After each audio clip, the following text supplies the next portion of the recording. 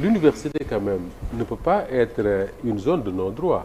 su fekkee ne recteur ma nga fa gis ne ñoom Jean-Baptiste ñii ku leen bàyyi ñu yàq ña nga ci restaurant ya ña nga ci amphi ya ña nga ci leneen ak leneen est-ce que amul droit nag nee na alkaati yi ñëw protéger leen. parce que oui Jean-Baptiste. est-ce que tamit ñoom it seen forme de revendication yi tamit mënul changer. d'accord Jean-Baptiste dinañ tontu après.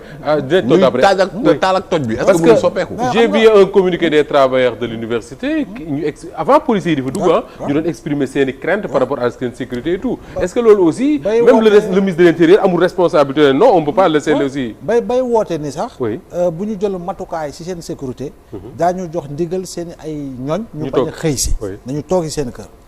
deuxième élément bi ñu ne am na tentative ñu bëggoon taal direction baccalauréat office du bac office du bac ñu ne la à côté centre bi nga xam ne day jàngat wàllu nucléaire sorewu fa ay produits inflammables ñoo fa nekk loolu bu ne woon bu jëwee woon mooy raw pooru Beyrouth parce que lu fa nekk yépp ay produits inflammables kii faculté des sciences et techniques la nekk léegi ñan ñoo amoon mébatu jéem a taal direction office baccalauréat si on sait qu'en réalité étudiant la wala infiltration la loolu ñu war a jàngat la te ñoom genre véritablement du ma ne situation de manifestation mënoo contrôler lépp mais étudiants yi war nañu gën a organiser wu si yooyu troisième élément bi Moustapha xam nga xëy na Jean tey moom étudiant la mi ngi koy dund tu as été étudiant j'ai été étudiant dund nañu lii nga xam ne mooy présence policière si biir campus Jean jàkkaarloo la wax dund nañu ñun takkader yoo xam ne dañoo dugg ba ci biir pavillon. man kay may fàttali année boo xam ne pavillon je crois N la je pense. boobu lay bees sax yàggul trop. mais étudiants yi grève da ngay ñëw ba policiers yi da nga leen di tiim nii. voilà ñu ne ci suuf nga ne ci kaw di leen. voilà du xam nga dugg nañu ba daaj buntu. gis nga situation yoo xam ne étudiant jógee na troisième étage tëb. exactement lu tax parce que takkader dañoo dugg ci biir pavillon. mu ñu tiit amu na fa. donc bu ñuy wax franchise universelle.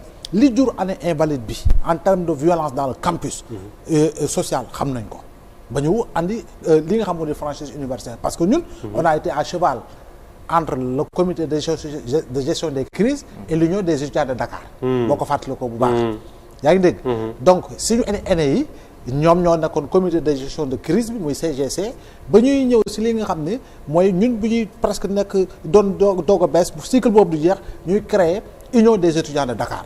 donc front bu nekk fekkee nañ ko. donc front yooyu ñu nga fekkee étudiant bi dafa war a xam ni itamit université dëgg la c'est le temple du savoir. mais c'est pas no man's land. déedéet. c'est pas une zone de non droit. ba nga xam ne étudiant bi moom dafa jàpp ni lu ko neex na def ci biir. kenn du dugg lu ko neex na def ci kenn du dugg ci biir.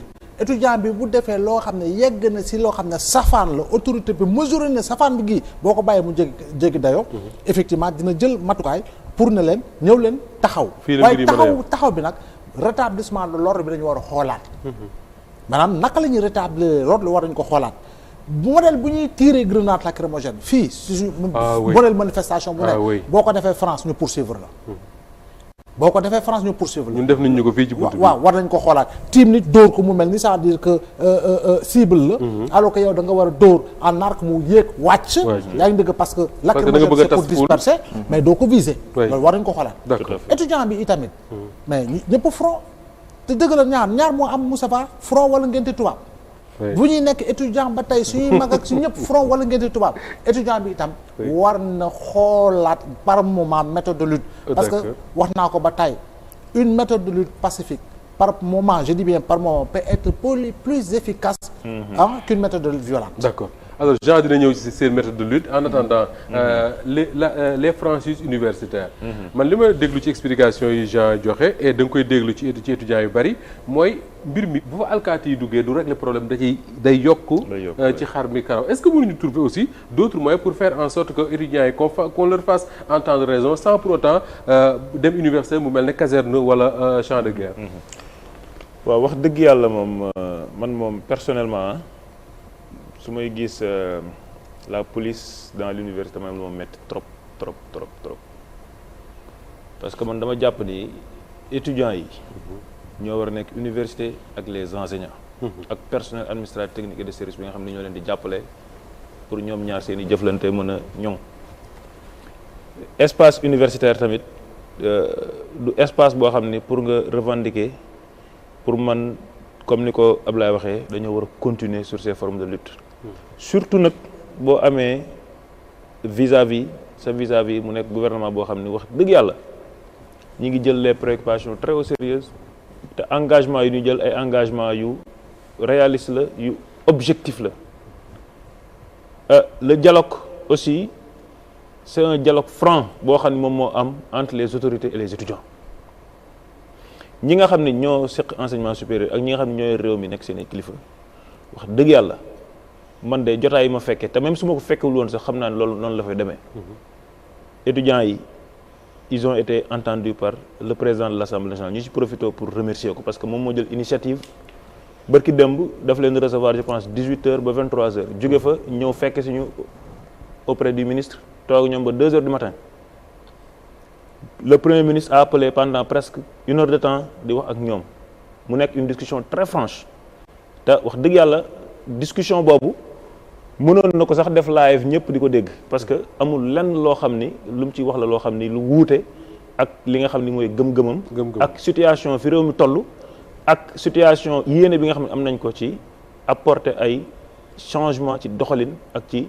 waxante dëgg parce que réew mi tamit mënuñ ko yor ci lu dul situation bu am ñu def ko ci waxante dëgg maintenant bu ñu ñëwee ci franchise universitaire police moom c'est vrai que histoire université sénégalaise police daf ci am histoire yu douloureuse yu metti ba tax na ñun ñi ñëpp sénégalais yëpp bu ñu déggee ni police dugg na université ñëpp jaaxle kenn ñaanul étudiant blessé ba leneen di am te blessures yi nga xam ne gis nañ ko ba ci ñoom ñi am nañ seen camarades yu am ay blessures yu metti vraiment ñu leen ci mastaw di ci am na xol bu naqari te blessure dafa war a ñàkk franchise universitaire nag tant que forme de lutte bi moom jeexul kenn mënut a wax pour man di wax sax ay franchise universitaire moom c'est peine perdue.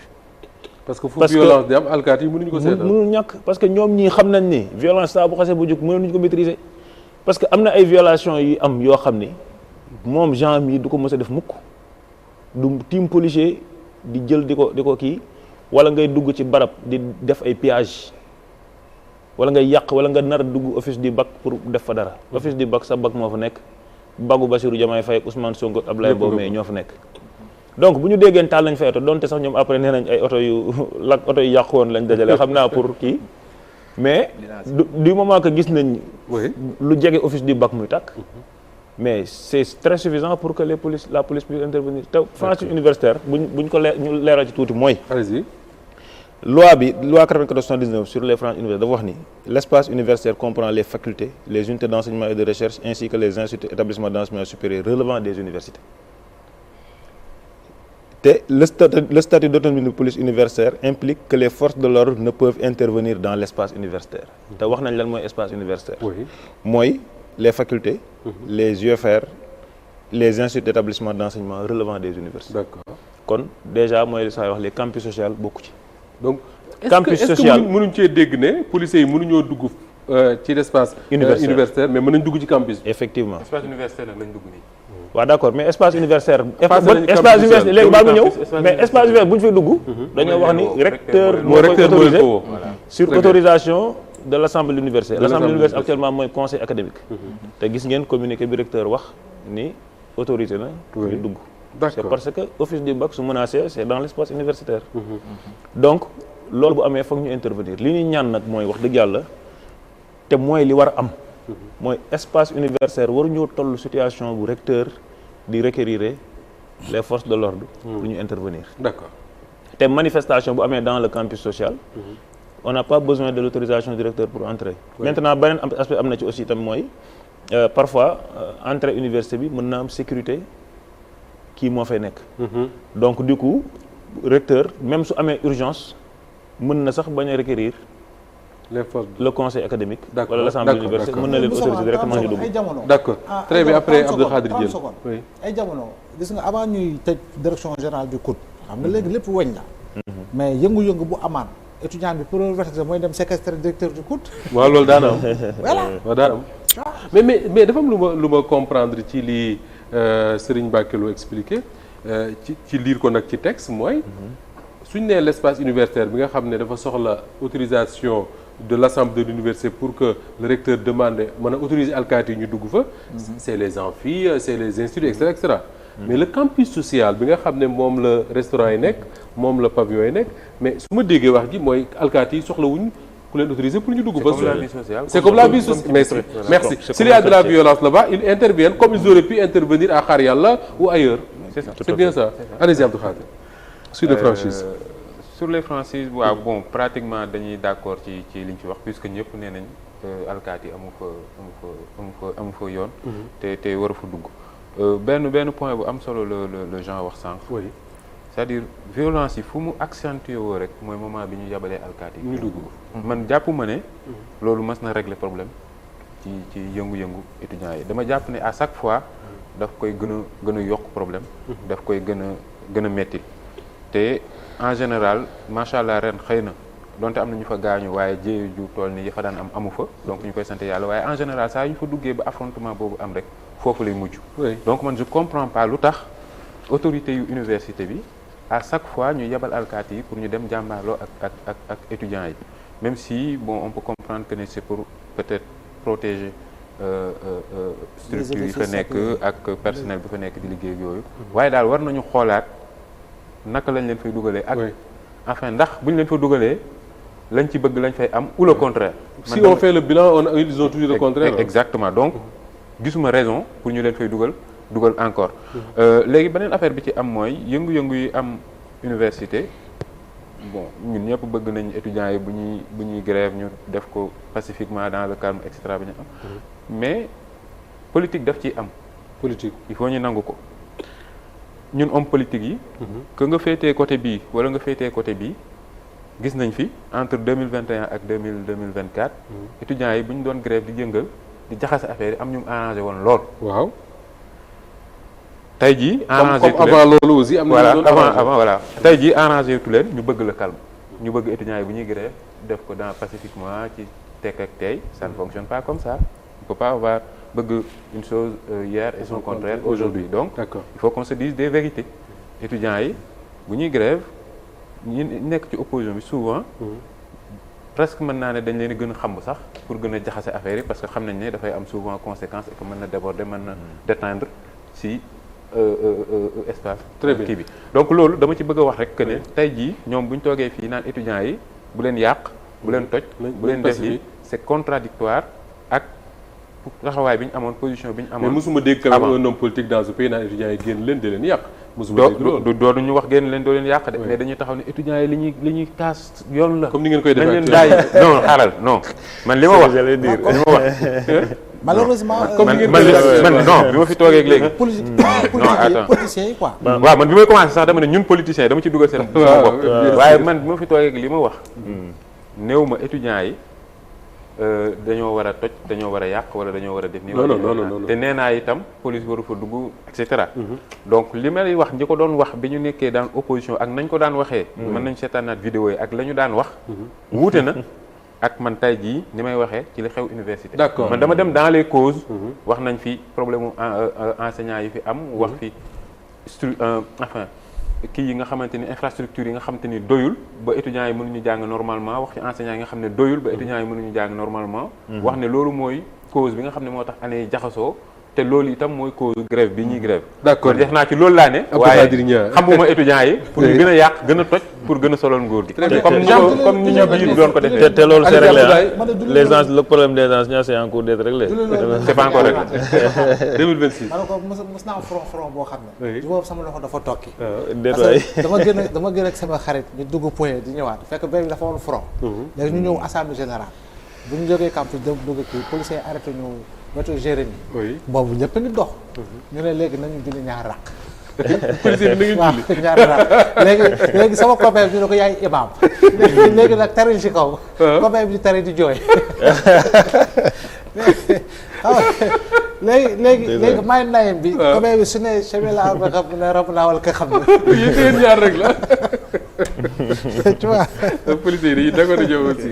alors une dernière question sur ça bala ñuy jël beneen thème parce que ñu ngi nekk suñu bëgg naa mooy ci yow laa jëm Pape Moussa wax na ko les méthodes de lutte. am na ñu ne parfois politique yi dañ ciy raaf. am na ñu ne politique ñoo leen encouragé. am na ñu ne il faut ngeen changer de méthode mënu leen rek. su ngeen amee loon naqar rek ngeen ne ngéntel tubaab. su ngeen ca pare dem génn ci mbedd bi commencé sànni xeer di yàq. waaw jàpp naa ni gis nga collectif bi fi nekk. collectif bu responsable na te nekkul collectif boo xamante ni nit mun nga ko manipuler wala nga corrompre ko. d'accord parce que ñun maanaam on est conscient que syndicalisme bii ñuy def biir université c'est éphémère te au-delà du syndicalisme il y a le monde professionnel qui nous attend te lépp loo def fii da lay topp sa ëllëg. moo tax ñun du ñu dugg ci dara luy ñàkk fayda te ku ñu xam ni on est des hommes dignes. gis nga tamit lenn dafa am mooy des fois dañuy jàllale ay fausses informations nit doo am sa kër ba pare di taal sa kër. di ko yàq di koy yàq. gis nga tey ITNA boobu noonu ñi wax ni étudiants yi ñoo ko bëggoon taal. étudiants yi bëgguñu woon taaluñu ko. ok gis nga ba ñuy affrontement étudiant maanaam gis nga tey étudiants yi. bu ñuy grève dañuy génn campus social génn campus pédagogique dem ci kaw tali bi parce que seen objectif. pour ñu dégg leen ñoom c'est de barrer la route de ralentir l'économie. mais nekkul yàq seen bërëb. d'accord parce que tey fi ñuy jàngee yow mënoo ñëw li nga moom nga ne da nga koy yàq. loolu c'est absurde. mais nit ñi ñooy jàllale fausse information gis nga lu ñu naan dafa naroon tàkk. lacrymogène moo dugg côté ginnaaw kii bi nu mu tudd sax ñoom tir lacrymogène moo dugg ginnaaw. nu ñu koy waxee sax office du bac. léegi ñi ne étudiants yi ñoom ñoo bëggoon taal office.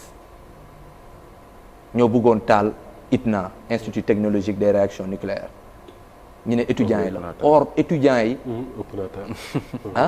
or étudiants yi maanaam ñoom seen bébét moom mooy am accès ci kaw tali bi loolu kese la. bu soo gis front boo xamante ni. étudiants léegi nag. seen bébét mooy am accès ci kaw tali bi. léegi nag mais bu leen fàtte mukk bébétu alkaati yi aussi. mooy ngeen bañ a am accès léegi ci kaw tali nag bi. man le fait que. gars yi di wax ni étudiants yi dañoo bëgg a taal université dañoo naroon taal fii moo tax alkaati yi dugg man loolu ci opinion yi laa koy déggee voilà mais gis nga man toog ak naa ministre bi. toog ak le recteur mais ñoom lu ñu lay wax lan moo waral. franchise yooyu noonu lan moo war a takk der yi ñu dugg ci moom mooy waaw ñoom d'après ce qu'ils expliquent mooy la kii nii nu mu tudd sax la vie du personnel des corps professoral voilà est menacée parce que ñoom ñoo def intervention ñu wax ni des gens cagoulés ñoom ñooy ñëw di leen déloger et cetera waaw loolu la ñu wax quoi mais le fait que waaw ñoom loolu la ñu wax foofu lañ ko teg quoi parce que nee nañ grève yi affaire yooyu nu ñu ñëw di déloger enseignants yi dañ leen di déloger te or que grévistes yi ñoom seen mbooram étudiants yi lañ nekk di déloger comprendre ñoom loolu lañ ñu jox comme explication quoi mais nit ñi sibiti ñoom ñooy wax étudiants yi ñoom ñoo bëggoon taal fii ñoo bëggoon léegi nag ba policiers yi dugg si ak seen char si la étudiants yi dem jëli ay oto yoo xamante ni oto yu màgget la yoo xamante ni dawagul ñu teg ko si diggu yoon bi pour empêcher pour barrer. nu ngeen def da ngeen yenn oto yi teg wala dañ ko doon buux comprendre te maanaam jàpp naa ni bu alkaati yi dugg si wuloon comme kii nu mu ko waxee bu alkaati yi dugg si wuloon campus social impec d'accord mais yow tey boo fekk see nit ki nga barricade bërëbam biir këram mais foofu lay xeexee ak yow. très bien Jean-Baptiste Diatta maa ngi lay gërëm bu baax mais da ngay des ak ñun ñu àggale suñu débat en tout cas c'est une bonne chose d'avoir des étudiants ouverts au dialogue mais également un gouvernement le ministre de l'enseignement supérieur le président de l'Assemblée même s'il n'est pas dans le gouvernement et le premier ministre yoo xam ne ñoom aussi am na fi ma bëggoon daanelee sa si waxtaan ak yéen et tout oui. waaw parce que pour étudiants M2 yi ñi nga xamante ni ñoo ngi en master 2 di doon xaar seen augmentation de taux yi mooy 300 000 yi nga xamante ni fayuñu leen ko